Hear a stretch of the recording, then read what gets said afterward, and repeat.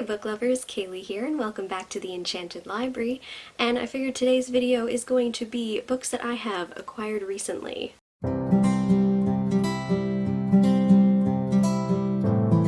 So in the last little bit I have gotten a number of books, and some of them were pre-orders and some of them were recent purchases, but I'm very excited to share them all with you guys. So without further ado, let's talk about books. The first one that I'm going to bring up here is actually my most anticipated release of 2021, and that is book 6 in the Veronica Speedwell mystery series, which is An Unexpected Peril by Deanna Raybourn. This book series I absolutely adore. It is a historical fiction mystery where you have someone who hunts butterflies, which I can never get the term right, so apologies.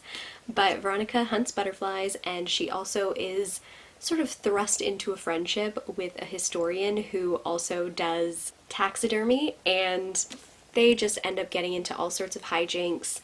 They put their lives in peril regularly and they love it, even though they say that they hate it. But this is another such situation. But in this instance, Veronica has to go undercover as a princess of a visiting country, and it's because she looks so much like her.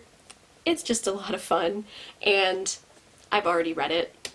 I mean, it's my most anticipated read, so of course I've already read it, but that will be in my March wrap-up, so keep an eye out for that. Next up, I have a couple of historical romances here as well, and the first one is going to be part of my catch-up series because I read book 3 before reading book 2 and 1, so yeah, I'm trying to catch up with that.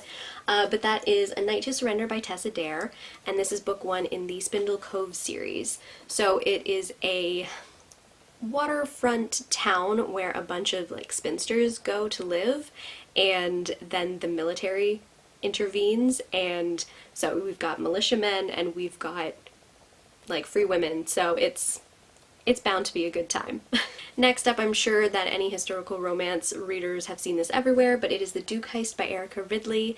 This is a recent release, and it is following a woman who has a found family or an adoptive family, and as like a final gift to their father who is dying, they are going to try and get all of his stuff back, particularly a painting that was taken from him or purchased off of him or something.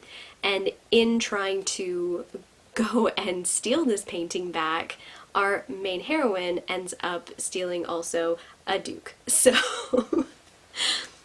I mean, that's just, you know, a plot of hijinks and fun and a carriage with just the two of them. So this is going to be a lot of fun. Next up, we have The Heiress Gets a Duke by Harper St. George, and this is the first in a new series, and it has an American heiress going to England. She doesn't want to get married, but her sister is trying to be married off. However, the duke that her sister is to be married off to is interested in the older sister who doesn't want to get married. So there is going to be a lot of stuff happening in this one. However, it is a bit smaller than I anticipated. Same thing with The Duke Heist. It's a lot shorter than I thought, but this cover is also gorgeous. Like, these two covers, I can't get enough of them. Next up, we have the third and final book in the Robin Hood Demon's Bane series, or trilogy, and that is Sovereign's Word by Debbie Vicky and James R. Tuck. I can never pronounce authors' names right, but this is a dark fantasy style version of Robin Hood, and it's so much fun. No one has plot armor in this. There's druids, there's demons, there's dark magic, there's all of the things, and I can't get enough of this series. I'm going to be so sad when it's over, but I'm excited to see what all of the buildup has been bringing us to and what the final outcome is going to be, because there has been so much death and destruction so far. I don't know how much more I can take. Speaking of death and destruction, we have The Revenant Express by George Mann, and that is book 5 in the Newbery and Hobbs mystery series or investigation series. This is, you've heard me talk about it a lot this year. It is a steampunk alternate universe Victorian England mystery kind of a book series, and it's so much fun. The last book ended off on not really a cliffhanger, but some pretty intense stuff happened, and one of the characters is in a very precarious situation, and this book is shorter to follow that, but I want to see how they get out of that situation. If they do, what's going to happen? There's only one book left after this and it comes out in August, so I'm very interested to see what is going to happen. But again, it's so short and I don't know why. I really hope that this isn't going to break my heart. Then we have a contemporary romance, and that is Much Ado About You by Samantha Young. And this one we have an early 30-year-old woman from Chicago going over to the UK, I believe, as like a little getaway because life in Chicago is not going as planned and she needs to take a step back and take a breather. This woman is who I want to be. She ends up going to a small bookstore and I think she ends up working there, and then she meets a guy and there's Shakespearean references and it just seems like it's going to be such a good time. Cannot wait to read this. I hear that it is just super cheesy, but like the good kind of cheesy, and I'm here for it. I'm very excited to read it. This one, you know, in comparison to this one, is way bigger than I thought it would be, to be honest. Next up, we have a book for my catch-up series, and that is The Archer at Dawn by Swati Tirthala, and this is book 2 in the Tiger at Midnight trilogy. And I read The Arc of a Tiger at Midnight, and I absolutely fell in love with it. I still need to get a final copy of it, but I've been putting off reading the others because, well, Chariot comes out this year, and this one I'm worried is going to suffer from, like, the book 2 issues that I usually have with YA trilogies, because there's usually a situation where two people get split apart and there's risks of one of them dying, and it's just all of the angst, and I'm worried that this is going to have it, but I'm still super excited to read it. And book 1 was honestly such a pleasant surprise for me. I don't know really what I was expecting, but it does have elements of Indian lore, and I'm just excited to get more into the world, and I really do truly want to see where our characters end up because I had such a fun time with book 1. It took me by surprise. It was the action adventure kind of a book that I was looking for at the time, and I hope that this one does not let me down, but I'm so excited for it. Next up, we have a book that, honestly, the cover I'm obsessed with. I can't get enough of this cover. It is just gorgeous. I love it. But that is Against the Tide by Elizabeth Camden. This is a historical fiction, and it has a woman who is a translator and a character in the US Navy. So I'll actually just read it here.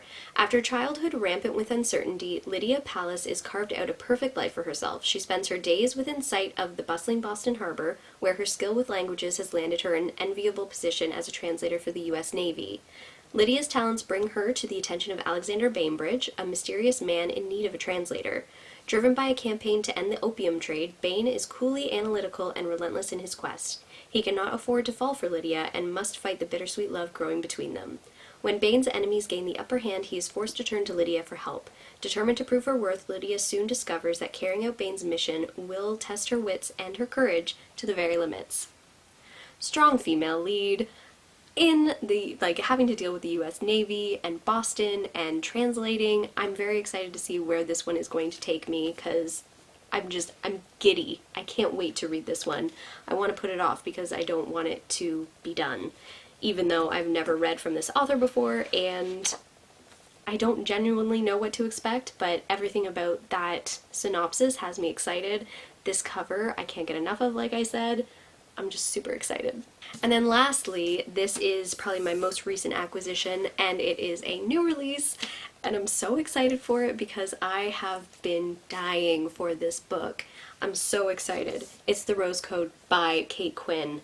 I've never read a Kate Quinn novel, but the reason that this one stood out to me so much is because it's about female code breakers at Bletchley Park, and I am obsessed with that. I'm fascinated by that group of women, and the research that it sounds like went into this is just top tier, and I can't get enough. Like, I'm so giddy. I love fantasy, I love historical fiction, and this is the historical fiction type of book that I just adore. And I'm, again, just like Against the Tide, I'm eager to read it, I'm excited to read it, but also I don't want to read it because then it means it's going to be done. So, there you go. But yes, those are all of the books that I have acquired recently, and honestly, I think that I might be reading this as part of Tome Topple for March, so We shall see. Depends on when this video goes out. But if there are any of these books that you want me to read first, or any that you have read or you want to discuss, definitely leave a comment down below. But be sure to like this video and subscribe to my channel for more content, and don't forget to hit the bell notification so then that way you are aware anytime I post new videos. And until next time, keep reading.